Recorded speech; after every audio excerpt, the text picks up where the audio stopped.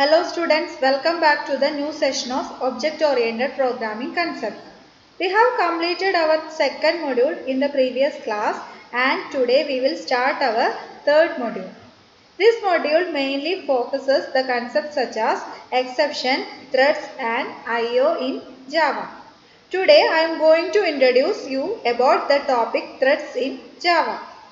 While studying the features of Java, we will discuss that Java supports multi-threading and hence increase the overall performance of programs. Multi-threading in Java is a process of executing multiple threads simultaneously. What is a Java thread? A thread is actually a lightweight process. Unlike many other computer languages, Java provides built-in support for multi-threaded programming. A multi-threaded program contains two or more parts that can run concurrently. Each part of such a program is called thread and each thread defines a separate path of execution. This is an example of multi-threaded program. So, നമ്മൾ ജാവയിൽ ഒരുപാട് programmes ചെയ്തു. ഓരോ പ്രോഗ്രാമിനും ഒരു starting ഉണ്ടായിരുന്നു, ഒരു body ഉണ്ടായിരുന്നു, then അത് end ചെയ്യും. അതൊക്കെ സിംഗിൾ ത്രെഡഡ് പ്രോഗ്രാമിംഗ് ആണ്.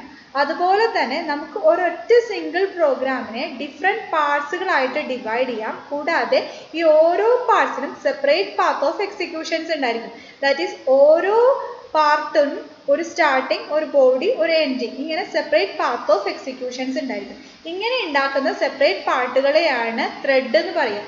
ഇങ്ങനെ നമ്മൾ മൾട്ടിപ്പിൾ ത്രെഡുകൾ ഒരു പ്രോഗ്രാമിന് ക്രിയേറ്റ് ചെയ്യുമ്പോൾ മൾട്ടിപ്പിൾ പ്രോസസ്സുകൾ എങ്ങനെയാണോ ഒരു CPU-ൽ ഷെയർ ചെയ്യണത് അതുപോലെ തന്നെ മൾട്ടിപ്പിൾ ത്രെഡുകളും അറ്റ് എ ടൈം കൺകറൻ്റ് ആയിട്ട് വർക്ക് ചെയ്യും. സോ ഒരു പ്രോഗ്രാമിൻ്റെ സ്പീഡ് കൂടാനും അതുവഴി പെർഫോമൻസ് കൂടാനും ഈ മൾട്ടി ത്രെഡിംഗ് എന്ന് പറയുന്ന കൺസെപ്റ്റ് ഹെൽപ്പ് ചെയ്യുന്നു. ജാവ ബാക്കിയുള്ള ലാംഗ്വേജിനെ അപേക്ഷിച്ച് ജാവയുടെ ഒരു വലിയ അഡ്വാൻറ്റേജ് ആണ് ഇത് support multi threading. Okay, this is another figure that shows the relation between process and thread. നിങ്ങൾ OS-ൽ ഓൾറെഡി പ്രോസസ്സുകൾ പഠിച്ചിട്ടുണ്ടാവും. Process means programs in execution and each process contains different threads. Okay, ഓരോ ത്രെഡിനും separate ആയിട്ടുള്ള executions provide ചെയ്യും. ഓരോ പ്രോസസ്സിനെയും കുറേ ത്രെഡുകളായിട്ട് divide ചെയ്തിട്ട് ആ ത്രെഡുകൾ തമ്മിൽ പരസ്പരം കമ്മ്യൂണിക്കേറ്റ് ചെയ്തിട്ട് വർക്ക് ചെയ്യും. Okay, that is multi-threading in Java. By definition, multitasking is when multiple processes share common processing resources such as a CPU.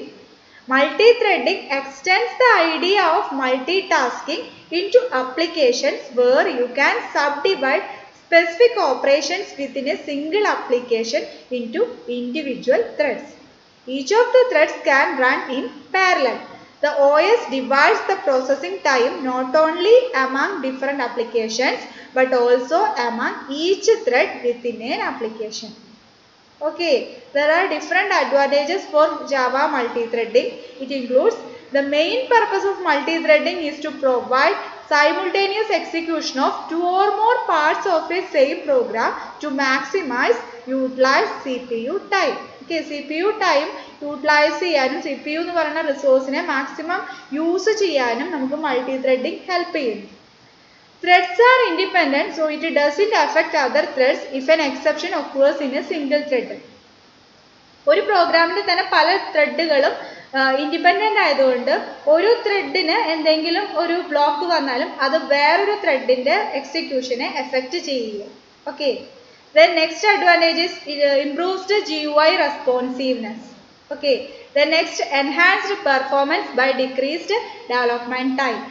Okay, these are the different advantages of Java multi-threading. You have already studied about the term multitasking in operating system. Multitasking is a process of executing multiple tasks simultaneously.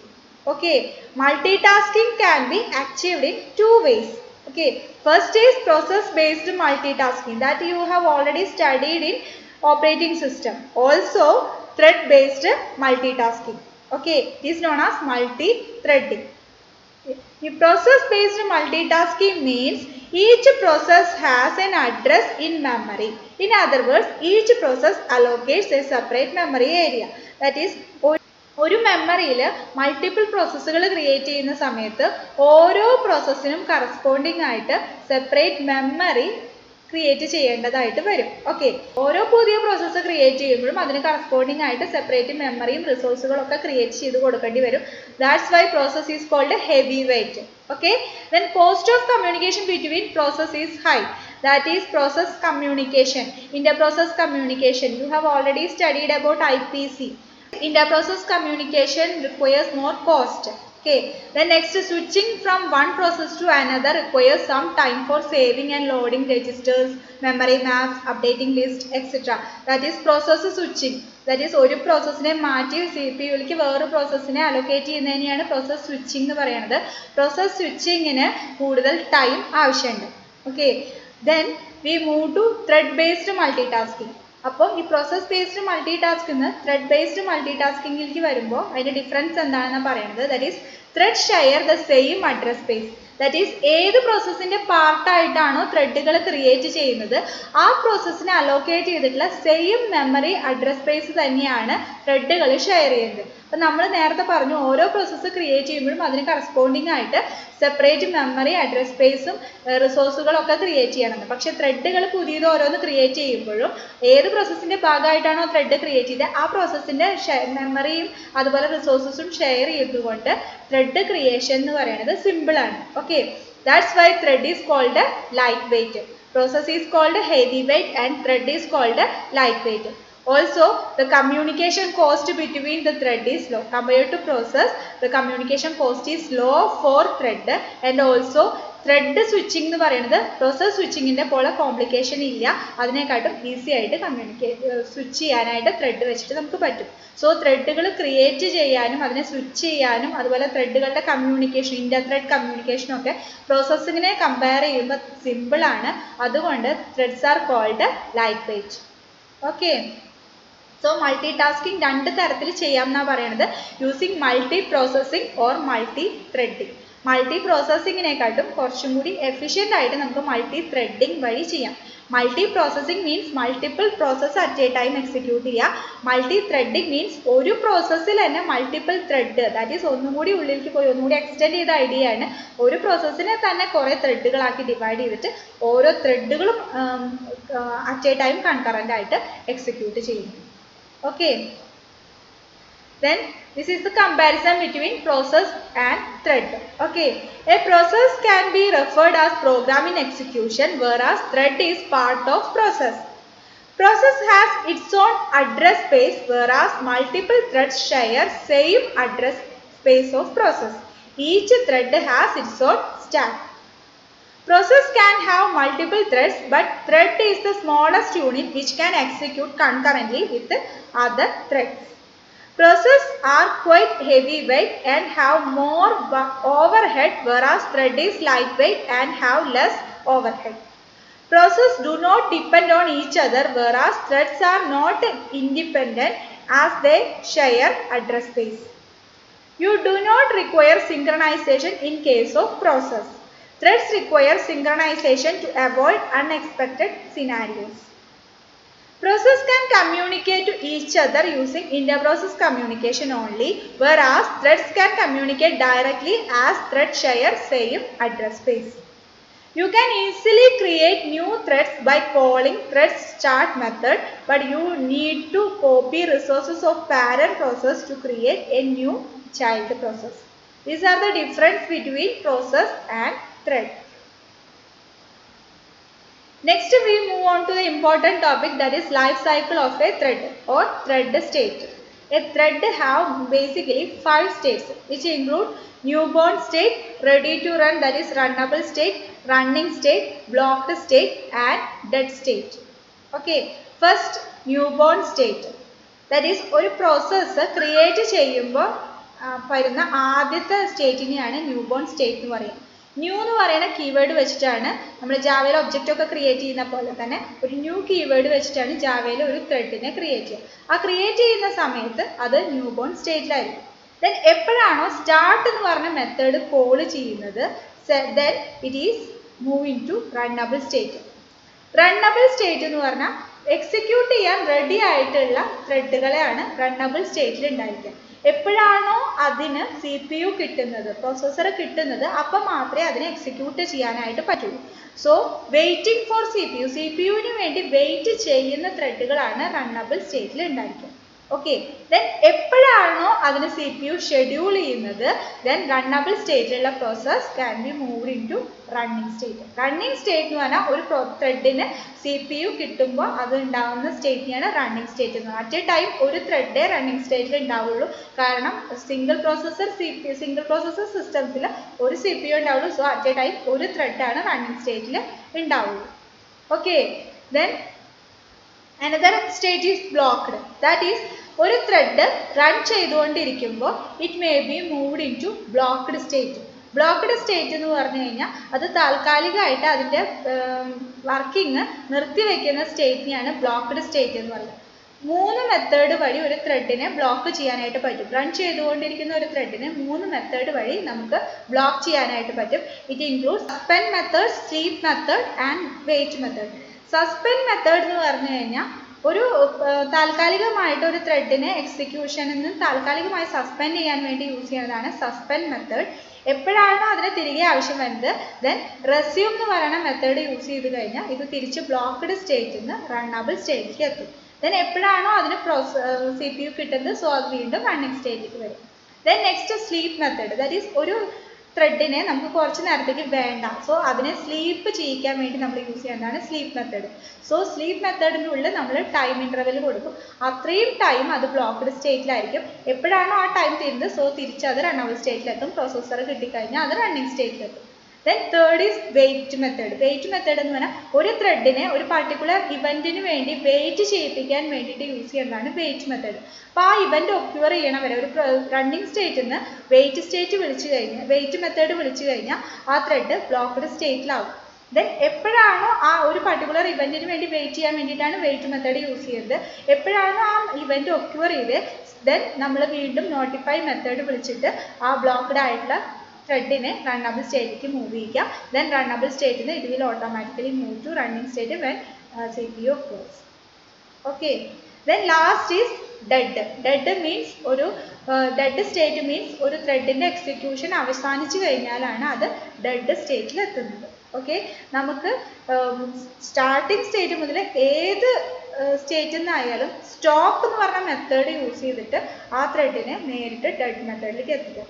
അതല്ലാത്ത കേസിൽ ഒരു ത്രെഡിൻ്റെ running മുഴുവൻ complete ആയി കഴിഞ്ഞാൽ normally അത് dead സ്റ്റേറ്റിലേക്ക് പോകും. അതല്ലെങ്കിൽ സ്റ്റാർട്ട് മെത്തേഡിൽ നിന്നായാലും ബ്ലോക്ക്ഡ് സ്റ്റേറ്റിൽ നിന്നാണെങ്കിലും റണ്ണബിൾ സ്റ്റേറ്റിൽ നിന്നാണെങ്കിലും എവിടെ നിന്ന് വേണമെങ്കിലും സ്റ്റോപ്പ് എന്ന് പറയുന്ന മെത്തേഡ് യൂസ് ചെയ്തിട്ടും ഒരു ത്രെഡിനെ നമുക്ക് കില്ല് ചെയ്യാനായിട്ട് പറ്റും. Okay, this is the different life cycle of thread, that is different states of thread. Okay, then ആ thread സ്റ്റേറ്റുകളാണ് ഇവിടെ എക്സ്പ്ലെയിൻ ചെയ്യുന്നത്. First newborn state. The thread enters the newborn state as soon as it is created. The thread is created using new operator. From the newborn state, the thread can go to ready to run mode or dead state. That is start വിളിക്കുകയാണെങ്കിൽ newborn state നിന്ന് start വിളിച്ചു കഴിഞ്ഞാൽ it will go to runnable state. Otherwise stop ആണ് വിളിക്കണമെങ്കിൽ അത് ആദ്യം തന്നെ dead state പോകും. If start method is called, then the thread goes to ready to run mode, and if stop method is called, then the thread goes to the dead state. Okay, that is newborn state. The next state is runnable mode. If the thread is ready for execution but waiting for CPU, the thread is said to be in runnable mode. All the events that are waiting for the processor are queued up in the ready to run mode and served as FIFO manner or priority scheduling. You have already studied about the process scheduling in OS. Different technologies, FIFO method, priority scheduling, round robin scheduling, കുറേ scheduling algorithms നിങ്ങൾ പഠിച്ചിട്ടുണ്ടാവും. അതുപോലെ തന്നെ ത്രെഡുകളും ഈ runnable സ്റ്റേറ്റിൽ run ചെയ്യാനായിട്ട് ready ആയിരിക്കുന്ന എല്ലാ ത്രെഡുകളും ഉണ്ടാവും. അതിൽ പ്രോസസ്സർക്ക് ഓരോ ത്രെഡുകളെ ആയിട്ട് അസൈൻ ചെയ്യാം. അപ്പോൾ ഇവിടെ ഒരു ഫിഫോ ക്യൂ ആയിട്ട് മെയിൻറ്റെയിൻ ചെയ്യും. ദെൻ അത് ഏതെങ്കിലും ഒരു ഷെഡ്യൂളിംഗ് അൽഗോരിതം യൂസ് ചെയ്തിട്ട് പ്രോസസ്സർ എപ്പോഴാണോ ഫ്രീ ആവുന്നത് അതിനനുസരിച്ച് ഓരോ ത്രെഡുകളെ ആയിട്ട് അസൈൻ ചെയ്ത് കൊടുക്കും. ഓക്കെ, ഓരോ ത്രെഡിനും ഒരു പർട്ടിക്കുലർ ടൈം ആയിരിക്കും. റൗണ്ട് റോബിൻ മെക്കാനിസം ഒക്കെ പറഞ്ഞ പോലെ തന്നെ ഓരോ ത്രെഡിനും ഒരു പർട്ടിക്കുലർ ടൈമാണ് എക്സിക്യൂട്ട് ചെയ്യാനുണ്ടാവുക. റണ്ണബിൾ സ്റ്റേറ്റിൽ ഇരിക്കുന്ന ത്രെഡുകൾക്ക് ഓരോ ത്രെഡുകളെ സെലക്ട് ചെയ്യും. ഓരോ ത്രെഡിനും ഒരു പർട്ടിക്കുലർ ടൈം ഓഫ് എക്സിക്യൂഷൻ ഉണ്ടായിരിക്കുക. അത് എക്സിക്യൂട്ട് ചെയ്ത് കഴിഞ്ഞാൽ വീണ്ടും അത് റണ്ണബിൾ സ്റ്റേറ്റിലേക്ക് തന്നെ മൂവ് ചെയ്യും. അതാണ് ഇവിടെ കാണിച്ചിരിക്കുന്നത്. ദാറ്റ് ഈസ് ഇവിടെ ഒരു ലൈൻ ഇട്ടിട്ടുണ്ട്. ദാറ്റ് ഈസ് ഈ റണ്ണബിൾ സ്റ്റേറ്റും റണ്ണിങ് സ്റ്റേറ്റും എപ്പോഴും അങ്ങോട്ടും ഇങ്ങോട്ടും മാറാം. ദാറ്റ് ഈസ് ഒരു റണ്ണബിൾ സ്റ്റേറ്റിൽ നിന്ന് എക്സിക്യൂട്ട് ചെയ്തിരിക്കുമ്പോൾ എപ്പോഴാണോ അതിന് പ്രോസസ്സർ കിട്ടുന്നത് സോ അത് റണ്ണിങ് സ്റ്റേറ്റിലാവും. റണ്ണിങ് സ്റ്റേറ്റിൽ വർക്ക് ചെയ്തുകൊണ്ടിരിക്കുന്നതിൻ്റെ ഇടയിൽ വീണ്ടും അതിൻ്റെ ടൈം സ്ലൈസ് കഴുകി അങ്ങനെ എന്തെങ്കിലും വന്നാൽ വീണ്ടും റണ്ണബിൾ മെത്തേഡിലേക്ക് വരാം. സോ ഇത് അങ്ങോട്ടും ഇങ്ങോട്ടും എപ്പോൾ വേണമെങ്കിലും മാറാം. From the runnable state the thread can go to running state if the processor is available. From the running mode, the thread can again join the queue of runnable threads. Okay, time slice കഴിയുക അങ്ങനെയൊക്കെ ചെയ്യുമ്പോൾ വീണ്ടും അത് runnable സ്റ്റേറ്റിലേക്ക് തന്നെ move ചെയ്യാറുണ്ട്. Then next is running state. If the thread is in execution, then it is said to be in running state. The thread can finish its work and end normally. Normally ആ thread running സ്റ്റേറ്റിലാണെങ്കിൽ ഫുള്ളായിട്ട് execute ചെയ്തിട്ട് അതിനെ finish ചെയ്യാം. Dead സ്റ്റേറ്റിൽ automatically അതിൻ്റെ execution കഴിഞ്ഞിട്ട് dead സ്റ്റേറ്റിലേക്ക് പോവാം. The thread can also be forced to give up the control when one of the following conditions. അല്ലെങ്കിൽ റണ്ണിങ് സ്റ്റേറ്റിൽ നടക്കാവുന്ന വേറെ കാര്യങ്ങളാണ് അതിനെ താൽക്കാലികമായിട്ട് അതിൻ്റെ എക്സിക്യൂഷനെ നിർത്തിവെച്ച് അതിനെ ബ്ലോക്ക് സ്റ്റേറ്റിലേക്ക് ആക്കുക. 3 കാര്യങ്ങൾ സംഭവിക്കുമ്പോഴാണ് ബ്ലോക്ക് സ്റ്റേറ്റിലേക്ക് വരിക. which includes first one, a thread can be suspended by suspend method. A suspended thread can be revived by using resume method. That is ഒരു ത്രെഡ് റണ്ണിങ് മെത്തേഡിൽ റണ്ണിങ് മോഡിൽ വർക്ക് ചെയ്തുകൊണ്ടിരിക്കുകയാണ്. പെട്ടെന്ന് അതിനെ സസ്പെൻഡ് ചെയ്ത് കഴിഞ്ഞാൽ it will move to suspended അല്ലെങ്കിൽ blocked state. Suspended and blocked state are same. So suspended സ്റ്റേറ്റിലേക്ക് പോയി ആ സസ്പെൻഡഡ് സ്റ്റേറ്റിൽ നിന്ന് എപ്പോഴാണോ അതിന് തിരിച്ച് ആവശ്യം വരുന്നത് സോ റെസ്യൂം മെത്തേഡ് വിളിച്ചു കഴിഞ്ഞാൽ it will go to runnable state. Then runnable സ്റ്റേറ്റിൽ നിന്ന് എപ്പോഴാണോ പ്രോസസ്സർ കിട്ടുന്നത് then again move to running state. Okay, that is suspend and resume method. Then next one, a thread can be made to sleep for a particular time by using sleep method. The sleeping method re-enters runnable state when the time elapses. നമ്മൾ നേരത്തെ പറഞ്ഞ പോലെ തന്നെ sleep ചെയ്തിട്ടും അതിനെ convert ചെയ്യാം. എപ്പോഴാണോ അത്ര ടൈമാണോ അതിനെ സ്ലീപ്പ് ചെയ്യാൻ പറഞ്ഞാൽ അത് കഴിഞ്ഞ് കഴിഞ്ഞാൽ ഓട്ടോമാറ്റിക്കലി അത് തിരിച്ചു വരും. അതുപോലെ തന്നെ a thread can be made to wait until a particular event occurs using wait method, which can be run again using the notify method. Okay, you can look at these figures. That is ഇവിടെ സ്ലീപ്പിൻ്റെ എക്സാമ്പിളാണ് ഇവിടെ ആദ്യം കാണിച്ചിരിക്കുന്നത്. Running മോഡിലുള്ള ഒരു ത്രെഡിനെ sleep പറഞ്ഞ് ഒരു T ടൈമാണ് ഇവിടെ കൊടുത്തിരിക്കുന്നത്. സോ അത്രയും നേരം അത് സ്ലീപ്പ് ചെയ്യും. ദാറ്റ് ഈസ് ബ്ലോക്ക്ഡ് സ്റ്റേറ്റിലായിരിക്കും. എപ്പോഴാണോ തിരിച്ച് അത്രയും ടൈം കഴിയുന്നത് സോ അത് റണ്ണബിൾ സ്റ്റേറ്റിലേക്ക് എത്തും. റണ്ണബിൾ സ്റ്റേറ്റിൽ നിന്ന് പ്രോസസ്സർ കിട്ടിക്കഴിഞ്ഞാൽ റണ്ണിങ് സ്റ്റേറ്റിലേക്ക് എത്തും. സിമിലർലി വെയിറ്റ് മെത്തേഡും അതെ. ഒരു ത്രെഡ് എക്സിക്യൂട്ട് ചെയ്യുമ്പോൾ വെയിറ്റ് മെത്തേഡ് വിളിച്ചു കഴിഞ്ഞ് കഴിഞ്ഞാൽ അത് വീണ്ടും ബ്ലോക്ക്ഡ് സ്റ്റേറ്റിലാവും. That is waiting state means blocked സ്റ്റേറ്റിലാവും. എപ്പോഴാണോ നോട്ടിഫൈ മെത്തേഡ് വിളിക്കുന്നത് ദെൻ അത് റണ്ണബിൾ സ്റ്റേറ്റിലേക്ക് തിരിച്ചു വരും. ദെൻ പ്രോസസ്സർ കിട്ടിക്കഴിഞ്ഞാൽ അത് റൺ ചെയ്യും. ഓക്കെ, സോ ഇങ്ങനെ നമ്മൾ എടുത്ത് മാറ്റുന്ന ത്രെഡുകൾ താൽക്കാലികമായിട്ട് റണ്ണിങ് സ്റ്റേറ്റിൽ നിന്ന് താൽക്കാലികമായിട്ട് മാറ്റുന്ന ത്രെഡുകൾ ഉള്ളതാണ് ബ്ലോക്ക്ഡ് സ്റ്റേറ്റ് എന്ന് പറയുന്നത്. So next state is blocked state. A thread is said to be blocked when it is prevented from entering into the runnable state and subsequently the running state. Okay, this happens when the thread is suspended, sleeping or waiting in order to satisfy certain requirements. A blocked thread is considered as not runnable but not dead, therefore fully qualified to run again. Blocked സ്റ്റേറ്റിലായി കഴിഞ്ഞാൽ അത് റണ്ണബിളും അല്ല ഡെഡും അല്ല, അതിൻ്റെ ഇടയിലാണ്. പക്ഷെ എപ്പോഴാണോ അതിന് തിരിച്ചു വരാൻ പറ്റുന്നത് സോ അതിന് പൂർണ്ണമായിട്ടും വീണ്ടും റൺ ചെയ്യാനുള്ള അനുമതി അതിന് കിട്ടും. Okay, then the last state is dead state. The running thread ends its life when it has completed executing the run method, which is called natural dead. That is ഫുള്ളായിട്ട് അതിൻ്റെ execution മുഴുവൻ normally കഴിയുകയാണെങ്കിൽ running മെത്തേഡിൽ വഴി ഫുള്ളായി execute ചെയ്ത് അതിൻ്റെ normal execution കഴിഞ്ഞിട്ടാണ് അത് ഡെഡ് സ്റ്റേറ്റിലേക്ക് വരണമെങ്കിൽ it is called natural death. Otherwise നമ്മൾ പറഞ്ഞു സ്റ്റോപ്പ് മെത്തേഡ് വഴി എപ്പോൾ വേണമെങ്കിലും അതിൻ്റെ എക്സിക്യൂഷൻ സ്റ്റോപ്പ് ചെയ്യാമെന്ന്. അങ്ങനത്തെ ഒരു കേസിലാണെങ്കിൽ that is the thread can be also killed at any stage by using stop method. Okay, that is known as premature death.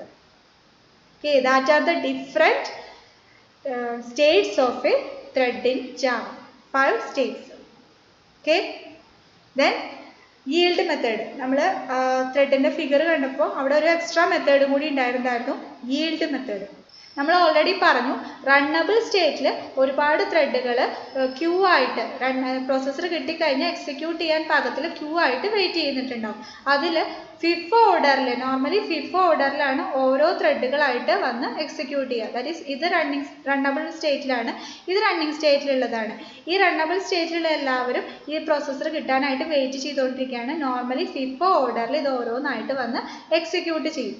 പക്ഷേ ചില സമയത്ത് നമുക്ക് ഈ വരുന്ന ത്രെഡുകളുടെ എക്സിക്യൂഷൻ ഓർഡർ ചേഞ്ച് ചെയ്യേണ്ടതായിട്ട് വരും. ദാറ്റ് ഈസ് നെക്സ്റ്റ് വരുന്ന ത്രെഡല്ല വേറൊരു ത്രെഡാണ് ഇനി എക്സിക്യൂട്ട് ചെയ്യേണ്ടതെന്നുള്ള രീതിയിൽ അതിന് ഓർഡർ ചേഞ്ച് ചെയ്യാൻ വേണ്ടി നമ്മൾ യൂസ് ചെയ്യുന്ന മെത്തേഡാണ് yield. ദാറ്റ് ഈസ് ഈ എക്സിക്യൂട്ട് ചെയ്തുകൊണ്ടിരിക്കുന്ന ത്രെഡ് വേറൊരു ത്രെഡിനെ കോൾ ചെയ്യാണ്. ഈ എക്സിക്യൂട്ട് ചെയ്തുകൊണ്ടിരിക്കുന്ന ത്രെഡിന് അതിൻ്റെ ഓർഡർ ഓഫ് എക്സിക്യൂഷൻ മാറ്റിയിട്ട് പുതിയൊരു ത്രെഡിന് കൺട്രോൾ കൊടുക്കാൻ വേണ്ടി യൂസ് ചെയ്യുന്ന മെത്തേഡാണ് yield. സോ നോർമലി ഏത് ത്രെഡാണോ എക്സിക്യൂട്ട് ചെയ്യേണ്ടത് അത് എക്സിക്യൂട്ട് ചെയ്യാതെ നമ്മൾ yield വഴി വിളിക്കുന്ന ത്രെഡിന് അവിടെ CPU കിട്ടി അത് എക്സിക്യൂട്ട് ചെയ്യും. സോ ഒരു നോർമൽ എക്സിക്യൂഷൻ്റെ ഓർഡർ മാറ്റി റണ്ണബിൾ സ്റ്റേറ്റിലുള്ള ത്രെഡുകൾക്ക് ഡിഫറെൻറ്റ് ഓർഡറിൽ എക്സിക്യൂട്ട് ചെയ്യാൻ വേണ്ടി യൂസ് ചെയ്യുന്ന ഒരു മെത്തേഡാണ് yield method. Okay, so I am going to wind up today's session. Thank you.